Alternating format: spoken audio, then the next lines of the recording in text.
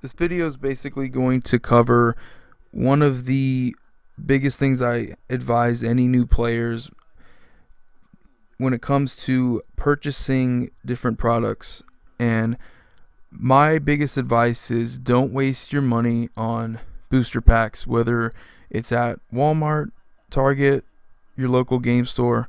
Just don't do it unless you actually win it as, like a prize for winning a tournament at F&M, something like that.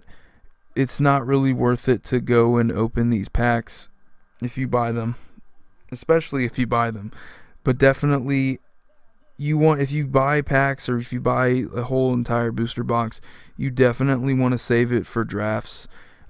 Just save it for your friends. Have a good time with your friends. That's what it's meant for. It's meant to enjoy the set as a whole. So if you go in and you decide to open a bunch of packs expecting to make money or at least break even, I have some bad news for you. That almost never happens. There's very few sets in existence, not in existence, but within the last couple years now. I don't think there's any set that you can actually open and make any money off of unless you pull like an insane expedition, like an Expedition Scalding Tarn, something like that. You would have to pull one of the masterpieces to actually break even, and even then you're probably not going to get a very good masterpiece. You're probably going to get one that might be worth like $30. Nothing insane. Very few are actually worth above $100. I know that might be hard to believe, but some are actually incredibly cheap now.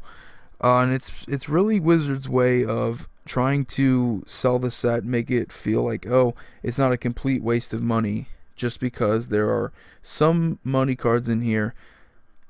And I think that was the first impression a lot of people had when they saw the expeditions back in BFZ, and a lot of people, they went crazy like, oh wow, they got the Zendikar fetch lands, they're doing these in super specialty foils and all that shit, and people got excited. So much so that not only were they excited that we were returning to Zendikar, but they could get some crazy fucking awesome land. And I got a little excited too, but then I started to realize, wow, the actual set after a year or so did not hold up well at all. I mean, you have Gideon, who sees play in Standard, and that's pretty much it. And you have Ulamog, which that is pretty much the only long-term good investment is Ulamog. That and maybe the lands, but even the lands weren't that great. When you go back and you look at Battle for Zendikar, you'll be surprised about how terrible the set actually was. And I think the hype over the expeditions kind of covered a lot of that. But anyway, when you're just talking about products as a whole, if you go to your local Walmart, I can guarantee you, with the exception of those clear plastic cases with the mystery boxes, or they come with special decks and stuff like that occasionally, the ones I talked about in my other video, those are pretty much the only things that I would recommend buying at Walmart. Other than that, everything, whether it's the bundles or the old fat packs, none of it is really worth getting.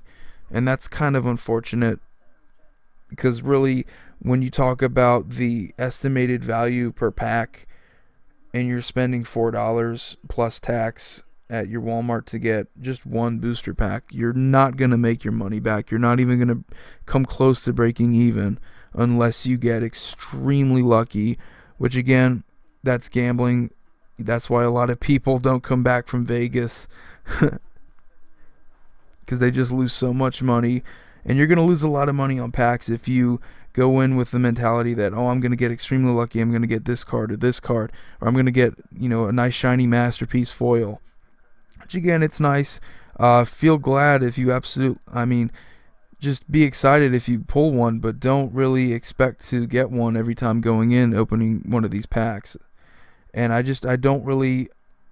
Wizards, this is what they're doing now to sell packs. This is what they're doing to sell their sets. Not just to Standard players, but to people who want to have, long-term investments. They want to say, oh, these are special foils. These are masterpieces. These are going to hold their value, which I mean, we've seen recently that isn't true. The reprints of the Zendikar fetches, I think they drove down the price of the masterpieces entirely. I mean, they're not what they were supposed to be. And if you're someone like me who, if you got a lot of Battle for Zendikar and you have a whole bunch of these expeditions, yeah, it's true they could go up in price again. But I mean, I just don't appreciate Wizards reprinting a lot of these cards in a Masters set. Uh, just like a year and a half after they already reprinted these as a masterpiece foil. It's kind of aggravating when you think about it.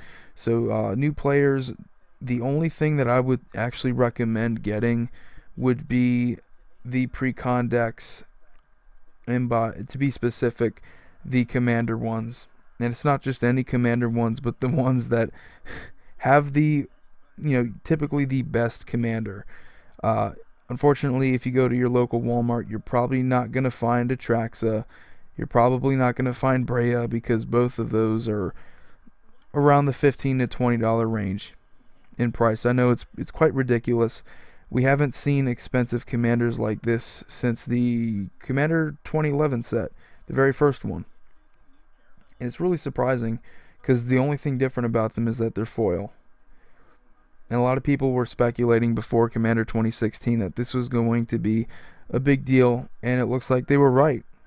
Even the partner commanders, there's a whole bunch of them that are worth $5 and up, just because they're sought after. They're foils. I think Vial Smasher the Fierce is close to $10 right now, if not too far off.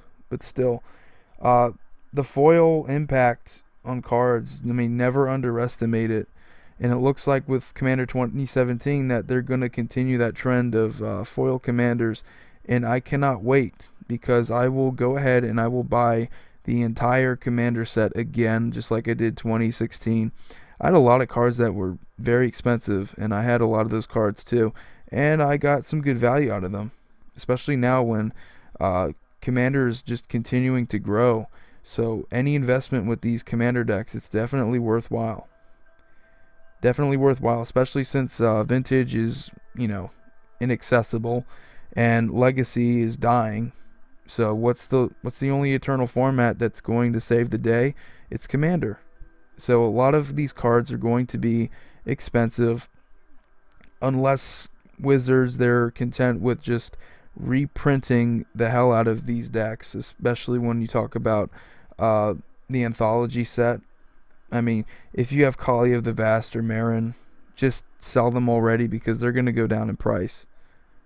That's the only bad thing about a lot of the commander cards, a lot of these commander decks, is that they're not off limits, they're not on the reserve list or anything like that. So you do have to kind of be smart when it comes to financing. You have to know when to sell these cards. And right now, definitely sell Kalia, sell Marin if you have them, while they're still worth something, because when anthologies comes out, they're going to be worth very little.